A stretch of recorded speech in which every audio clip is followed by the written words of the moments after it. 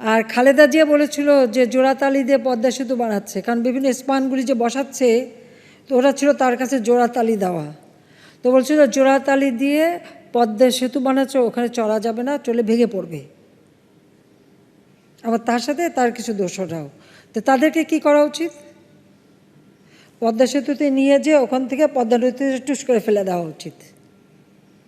আর যিনি আমাদের এটা এমডি পদের জন্য পদ্মা সেতুর মতো সেতুর টাকা বন্ধ করেছে, তাকেও আবার পদ্মা নদীতে দিয়ে 2টা চুবনি দিয়ে উঠাই নেওয়া উচিত, মরে যাতে না যায়। একটু পদ্মা নদীতে চুবনি দিয়ে সেতুতে তুলে দেওয়া উচিত। তাহলে যদি এদের শিক্ষা হয়। বড় বড় অর্থনীতিবিদ, জ্ঞানীগুণী, তারা এই ধরনের অর্বাচীনের মতো কথা বলে কিভাবে? সেটাই আমার প্রশ্ন। এবং মেগা প্রজেক্টগুলি করে নাকি খুব ভুল করছি।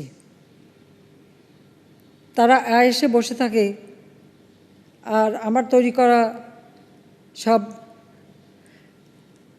টেলিভিশনে যে কথা বলে বিদ্যুৎ সরবরাহ করি, সেই বিদ্যুৎ ব্যবহার করছে। আজকে ডিজিটাল বাংলাদেশ করে দিয়েছে, ইউনিয়ন পর্যায় পর্যন্ত ব্রডব্যান্ড চলে গেছে, স্যাটেলাইট বঙ্গবন্ধু 1 উৎক্ষেপণ করেছি, সেটা নিয়েও তো এত টাকা দিয়ে স্যাটেলাইট করে কি হবে? এই প্রশ্নও কিন্তু তুলেছে তারা। অর্থাৎ বাংলাদেশের জন্য ভালো কিছু করলেই তাদের গায়ে লাগে।